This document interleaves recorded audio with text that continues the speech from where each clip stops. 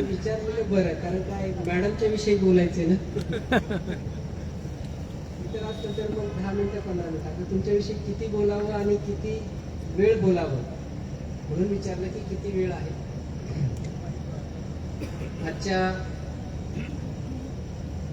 या आपल्या लातूर जिल्ह्याच्या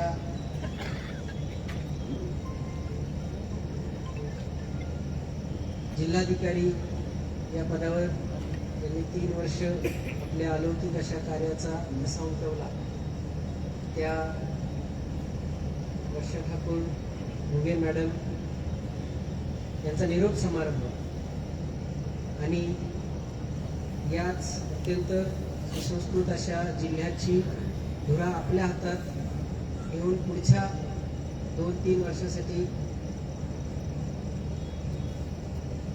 अत्यंत जबाबदारीच्या पदावर नव्याने रुजू झालेले नूतन जिल्हाधिकारी डॉक्टर वास्तवाड सर यांचं स्वागत सर्व. या कार्यक्रमासाठी उपस्थित सर्व जिल्हा प्रशासनाच्या वेगवेगळ्या विभागातील अधिकारी आणि त्याचबरोबर लातूर शहर लातूर जिल्ह्यातून आलेले सन्माननीय लातूरकर. मॅडम, सतत सर्वत्र असं ऐकिवात येतं की 2 विभाग आणि त्या विभागाचे प्रमुख हे सतत एकमेकांशी वाद करणे आणि मी मोठा की तो मोठा या इगोच्या फाईट मध्ये कळत न कळत त्यांना जी जबाबदारी दिलेली असते त्या जिल्ह्यावर त्या इगो फाईटमुळं मोठा अन्याय प्रत्येक वेळेस होताना आपण बघितलेला आहे. परंतु आपल्या सोबत काम करत असताना मॅडम इगो तर कधीच नव्हता, आपल्यात नाही, माझ्यातही नव्हता. परंतु आपण दोघांनी काम करताना आपण या ठिकाणी आपलं वैयक्तिक ज्या काही गोष्टी असतील त्याचा आपल्या प्रशासनामध्ये कुठेही हस्तक्षेप किंवा इगो आडवा न येऊ देता आपण दोघंही एकाच उद्देशाने या ठिकाणी काम करत आहोत आणि ते आहे या लातूर जिल्ह्याच्या लातूरकरांची सेवा करणे. आणि जेव्हा आपला हा उद्देश एक होता, आपलं ध्येय एक होतं आणि आपली भावना एक होती, त्या एकरूपतेतनं जे काम आपण गेल्या 9 महिन्यामध्ये मी आपल्या सोबत लातूर जिल्हा पोलीसनी या ठिकाणी केलेला आहे, त्याच्यामध्ये आपल्या मार्गदर्शनाचा आणि आम्हाला सोबत घेऊन चालण्याचा वाटा फार मोठा आहे. आमच्या कुठल्याही अडचणी असतील त्या अडचणी आपण आपल्या अडचणी समजून त्या ठिकाणी सोडवलेल्या आहेत. मॅडम, आपण मराठवाड्याच्या बाहेर कधी नोकरी केली नाही आणि मी मराठवाड्यात कधीच केली नाही. हे अत्यंत वेगळं कॉम्बिनेशन त्यावेळेस होतं. परंतु कदाचित मी गडचिरोलीमध्ये माझी सुरुवात झाली, विदर्भात काम केलं, पश्चिम महाराष्ट्रात काम केलं, खानदेशात काम केलं, परंतु मराठवाड्यात काम करण्याचा योग किंवा तो योग माझ्या करिअरमध्ये 20 वर्षात आला नव्हता.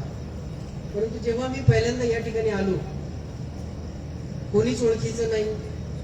म्हणजे एखाद्या ठिकाणी आपण गेल्यानंतर तिथं आपले बरेचसे मित्र असतात, नातेवाईक असतात, पूर्वी कधीतरी काम केलेलं असतं, पूर्वी तिथे शिकलेलो असतो, त्यामुळे तिथली परिस्थिती आणि लोक आपल्या परिचयाचे असतात. परंतु माझ्यासाठी हे सर्वच नवीन होतं, कारण मी ज्या दिवशी चार्ज घेतला त्या दिवशी आयुष्यात पहिल्यांदा लातूरला आलो. परंतु इतक्या नवख्या व्यक्तीला, इतक्या नवख्या अधिकाऱ्याला मॅडम आपण ज्या पद्धतीने ग्रूम केलं, ज्या पद्धतीने माझ्यासोबत आपण पोलीस विभागाला सोबत घेतलं आणि ते सोबत घेतल्यानंतर या 9 महिन्यामध्ये मॅडम आपण अशा अनेक गोष्टींचा सामना केला. म्हणजे जी पूर परिस्थिती आली तर ती सर्वांसाठीच असं होतं की मला तर एकदमच आश्चर्याचा धक्का होता की मी लातूर म्हणजे ट्रेननी पाणी आलेलं लातूर ही इमेज घेऊन इथं आलो होतो आणि इथे इतक्या भयानक पूर परिस्थितीला सामना करावा लागेल आणि इथे एवढा पाऊस पडेल हे एकदमच नौकं होतं. परंतु त्या पूर परिस्थितीमध्ये आपण सगळ्या डिपार्टमेंटला सोबत घेतलं. मग जिथं आपला कामाचा सगळा आवाका बघून आम्हालाही असं वाटलं की अरे, जर जिल्हाधिकारी कार्यालय आणि सर्वच प्रशासन जर एवढं काम करत असेल तर मग आपण पण मागं नाही राहिलं पाहिजे. म्हणून जिथं आमचं काही संबंध नव्हता त्या पूर परिस्थितीत आम्ही पण लुडबुड करून कुठेतरी मुरुम टाकून रस्ता बनवून दे, पुढे पाण्याचा टँकर मागव, पुढे इलेक्ट्रिकल डिपार्टमेंटला फोन करून लाईट सुरू करून दे. का तर एकीची भावना होती की आपण लातूरकर आहोत, आपला हा काम नाहीये परंतु आपल्याला हे करायचं आहे. मॅडम, आपण त्याच्या मागची प्रेरणा. त्यानंतर एका मागोमाग एक 7 वर्ष 8 वर्ष न झालेल्या निवडणुका, त्याच्यामध्ये नगरपालिका आल्या, महापालिका आली, जिल्हा परिषद आली आणि ह्या दर 5 वर्षांनी होणाऱ्या निवडणुका नव्हत्या. ह्या अत्यंत दीर्घ कालावधीनंतर आलेल्या निवडणुका होत्या आणि अत्यंत चुरशीच्या ह्या निवडणुका होत्या. कारण प्रत्येकाला नगरपालिकेत नगरसेवक तरी व्हायचं होतं, जिल्हा परिषद सदस्य तरी व्हायचं होतं, महापालिकेत नगरसेवक तरी व्हायचं होतं. आणि त्यामुळे त्या इलेक्शन पिरियड मधला जो काही टेन्स होता, वातावरण आणि एकंदर सगळी परिस्थिती, आणि हे सगळं करत असतानाच ज्या काही त्या अनुषंगानं येणाऱ्या प्रचार सभा असतील, व्हीव्हीआयपी व्हिजिट्स असतील, मोठमोठ्या पॉलिटिकल पदाधिकाऱ्यांचे दौरे असतील, हे सगळं इतक्या कमी कालावधीमध्ये इतक्या फास्ट ह्या सगळ्या गोष्टी घडत होत्या. परंतु मॅडम, आपण एक टीम लीडर म्हणून सगळ्या प्रशासकीय यंत्रणांना सोबत घेऊन त्या ठिकाणी या सगळ्या परिस्थितीवर अत्यंत यशस्वीपणे त्या ठिकाणी पुढे चालत होतात. आम्हाला सगळ्यांना सोबत घेऊन मार्गदर्शन करत होतात.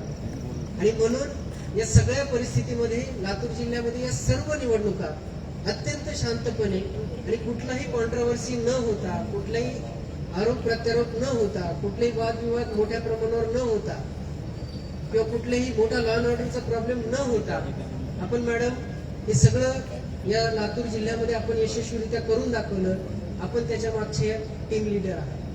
हे सगळं करत असताना एक उत्कृष्ट टीम लीडर जसा असतो तसं श्रेय आपण दुसऱ्यांना देत गेलात. आपण फक्त त्या मागे उभं राहून हे सगळं यशस्वीरित्या होत असताना आपण ती खंबीर टीम लीडरची भूमिका त्या ठिकाणी पार पाडली. मॅडम, आपल्या प्रशासकीय कारकिर्दीबद्दल मी जास्त बोलणार नाही, कारण मी बोलण्याची आवश्यकता नाही. जिथे राष्ट्रीय आणि राज्य शासनाने आणि वेगवेगळ्या राष्ट्रीय आणि राज्यस्तरीय संस्थांनी आपला सत्कार केलेला आहे, आपल्याला अवॉर्ड दिलेला आहे, त्यामुळे मी आपल्या प्रशासकीय कारकिर्दीबद्दल फारसं बोलणार नाही. पण मी आपण एक व्यक्ती म्हणून कशा आहात आणि मला या 9 महिन्यात एक व्यक्ती म्हणून आपण कशा लाभलात याचं मी थोडक्यात वर्णन करेन. ते करताना मी आपल्याकडे बघणार नाही, कारण आपणही रडाल आणि मी रडाल हे आपल्या दोघांना माहिती.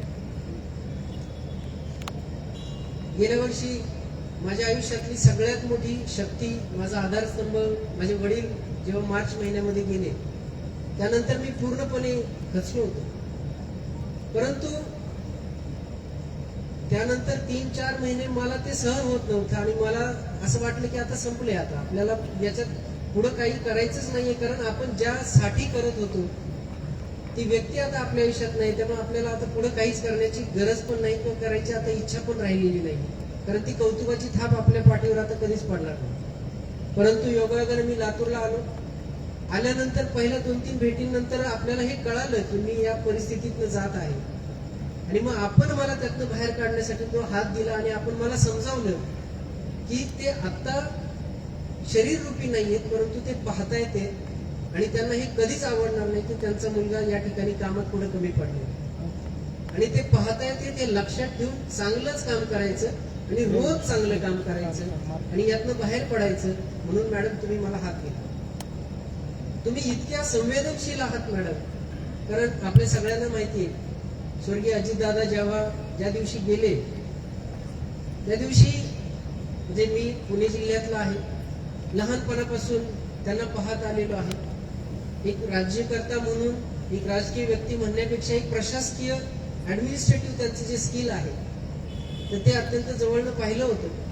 आणि तो दिवस जसं काही आता आपल्याच घरातली आपली एकदम जवळची व्यक्ती गेलेली आहे, त्यामुळं एखादा जो काही दुःखाचा डोंगर कोसळतो आणि तो जो काही आक्रोश असतो किंवा ते जे काही वेदना असतात, तर त्यामुळे मी त्या दिवसभर स्वतःला सावरू शकत नव्हतो.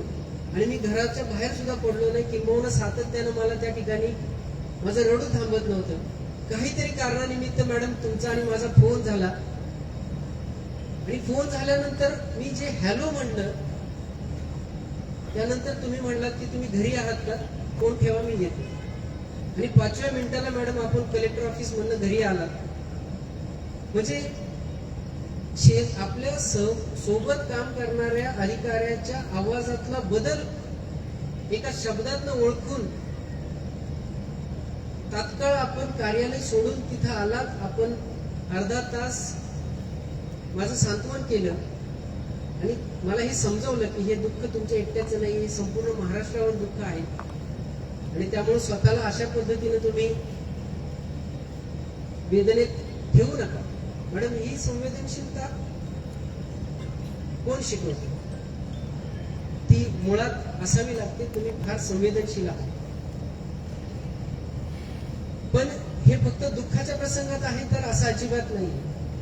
मॅडम, मी कुठलाही आनंदाचा क्षण आम्हाला सोडून कधीच साजरा केला. आम्हाला कधी कधी वाटायचं की मॅडम ठीक आहे ना, आता झालं, आपण कार्यक्रम होतात. एक 26 जानेवारीचीच गोष्ट आहे मॅडम. 26 जानेवारी होता, प्रजासत्ताक दिन होता. आम्ही त्या ठिकाणी कार्यक्रमाला उपस्थित राहिलो.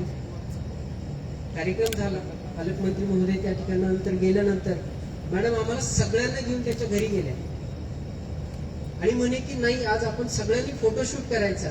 हा आपल्यासाठी पण आनंदाचा क्षण आहे आणि ह्या मेमरीज आपण साठवून ठेवल्या पाहिजे. माझी पत्नी मला म्हणली की अहो जरा शिका तरी, आयुष्य कसं एन्जॉय करायचं. त्या कलेक्टर असतात, एवढी जबाबदारी आहे, त्यांच्या मागे एवढी काम आहेत, तरी ते एवढ्या सगळ्या गोष्टी आनंदात करतात आणि तुम्ही काहीच न करता बिझी म्हणून सांगा. म्हणून मी आणि माझा परिवार, अर्चना प्रामुख्यानं आपली सदैव ऋणी आहे. कारण आपण तिला त्या दिवशी जो आनंद दिला आणि ती म्हणते की एक कलेक्टर आपल्या सरकारी एसपीच्या पत्नीचं सुद्धा एवढं कौतुक करते आणि आपण आपल्या फोटोग्राफरला सांगितलं की साहेबांची सोड, मॅडमचे फोटो सुंदर आले पाहिजे, नाही आले तर तुला परत फोटो काढायला. हे नातं आपण का निर्माण केलं? कारण आता त्याची उणीव आम्हाला सातत्यानं भासत राहील. मॅडम, आपण फक्त माझ्या पुरत्या मर्यादित नाही राहिला, माझ्या कुटुंबापर्यंत आपण पोहोचला. माझ्या विभागात तर आपण सगळ्यांपर्यंत पोहोचलेला आहात. कारण पोलीस विभागातील बहुतांश अधिकारी आपल्याला अत्यंत जवळून माहीत आहेत आणि आपल्यालाही आमच्या डिपार्टमेंट मधल्या कुठल्या अधिकाऱ्यामध्ये काय क्षमता आहेत काय नाही हे आपल्याला माहित. आपण ज्यावेळेस आपली बदली येणार होती आपल्याला माहित होतं. आपण बऱ्याच वेळा चर्चा करायचो. मी तुम्हाला म्हणायचो मॅडम बास ना आता, मराठवाडा, तुमची गरज पुण्याला आहे मॅडम, चला पुण्याला. पुण्यात खूप मोठ्या संधी आहेत आणि खरंच तुमच्यासारख्या अधिकाऱ्याची पुण्यात गरज आहे आणि तुम्हाला सुद्धा त्या ठिकाणी गेल्यानंतर मोठं एक जबाबदारीचं आणि मोठं विस्तारात त्या ठिकाणी काम करायची संधी मिळेल. मी आग्रह मॅडम पुण्यासाठी करत होतो. आपण 2 पावलं पलीकडे डायरेक्ट मुंबईलाच पोहोचलो. पण हरकत नाही मॅडम, आपण अत्यंत योग्य आणि अत्यंत जबाबदारीच्या ठिकाणी त्या गेलेला आहात. मॅडम, आपल्याला आठवत असेल की त्या दिवशी आपण दुसऱ्या दिवशी चार्ज सोडणार होतात. मी आदल्या दिवशीच येऊन आपल्याला भेटलो. त्याचं कारण एवढंच होतं मॅडम की दुसऱ्या दिवशी मी जर आपल्याला भेटलो असतो तर आपल्यालाही आपल्या भावना अनावर झाल्या असत्या, मलाही झाल्या असत्या आणि कलेक्टर एसपी दोघं गळ्यात पडून रडतायत हे चित्र काही बरं नव्हतं. म्हणून आदल्या दिवशी मी गपचूप येऊन आपल्याला भेटलो की मॅडम मी उद्या काय आपल्याला भेटायला येणार नाही. मॅडम, हा स्नेह, हे प्रेम, हा जिव्हाळा, म्हणजे छोटीशी गोष्ट सांगतो. आम्ही या क्लबमध्ये रोज सकाळी एक्सरसाइज करतो, सर वगैरे असतात. आपण सर मध्यंतरी 5-6 दिवस जिम बंद होती, एसी बंद होते, त्यामुळे जिमच करता येत नव्हती. एक दिवस सकाळी मॅडमचा फोन आला. माझा आवाज थोडा डाऊन होता. मॅडम म्हणे काय झालं?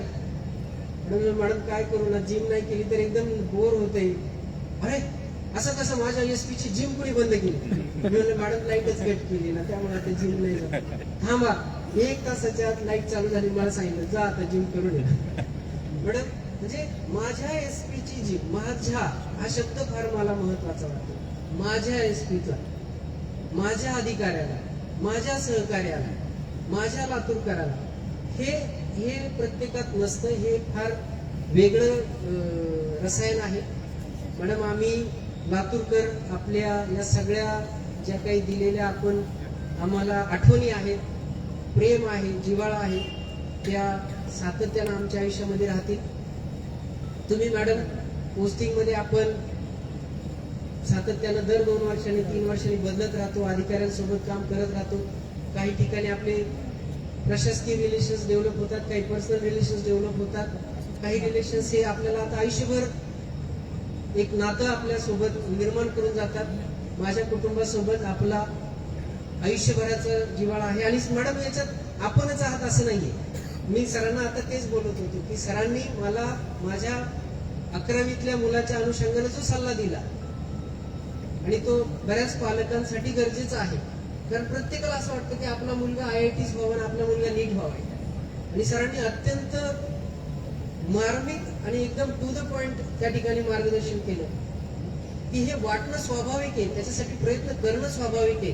पण प्रत्येकाने हे समजून घेतलं पाहिजे की 10 लाखामध्ये जर 5,000 IIT जाणार असतील तर उरलेले कुठे जाणार आहेत. आणि त्यामुळं तुम्ही IIT जरी करत असला तरी CET ची सुद्धा तयारी तेवढीच गरजेची आहे.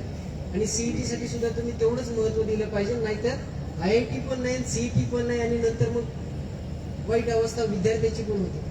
सर, हा सल्ला मी आयुष्यभर लक्षात ठेवेल. कारण त्याच्यानंतर मी निर्णय घेतला, त्याला लातूरला आणलं आणि त्याला त्या चांगल्या स्कूलमध्ये ऍडमिशन घेतलं. मला खात्री आहे सर, तो आता त्या ज्या शाळेत आहे, ज्या पद्धतीने तो शिकतोय, 4 महिन्यामध्ये त्याच्यात झालेला बदल आहे. मला लातूरकडनं ही फार मोठी आयुष्यभराची देणगी आता मिळणार आहे. कारण लातूर पॅटर्न मध्ये मी नाही शिकलो, माझा मुलगा नक्की शिकतो. त्यामुळे लातूरला तर आता मी आयुष्यभर माझ्या हृदयात त्या ठिकाणी सामावून घेणार आहे. त्यामुळे मॅडम तुम्हीच नाही, सर पण आता माझीच नाही आहे. त्यामुळं आपण अत्यंत मोठ्या जबाबदारीच्या पदावर मॅडम गेलेला आहात. आपल्याला आता तिथून पूर्ण महाराष्ट्र बघता येणार आहे. महाराष्ट्राच्या प्रगतीमध्ये आता आपल्याला त्या ठिकाणी आपला हातभार लावता येणार आहे. आता खऱ्या अर्थानं मॅडम आपण MPSCतला अधिकारी झालेला आहात. कारण आम्हाला चिडवायला चालू केलं होतं की मराठवाड्यामध्ये तुम्ही MPSCचा अर्थ मराठवाडा पब्लिक सर्व्हिस कमिशन असा घेतलाय का काय. तर ते मराठवाडा पब्लिक सर्व्हिस कमिशन नाही, महाराष्ट्र पब्लिक सर्व्हिस कमिशन आहे. आता आपण महाराष्ट्राच्या एका जबाबदारीच्या पदावर गेलेला आहात. आपण निश्चित त्या ठिकाणी चांगलं काम कराल. त्या ठिकाणी सुद्धा आपण आपली टीम सेट कराल. आपण आपल्या सोबत येणाऱ्या सगळ्या अधिकाऱ्यांना त्याचबरोबर नागरिकांना आपलंसं कराल, याच्यात मला कुठलीही शंका नाही. तुमचा माझ्या परिवाराचा हा स्नेह आहे, हा साधुदेत या ठिकाणी राहील. मी आपल्याला खूप असं सुयश चिंतितो.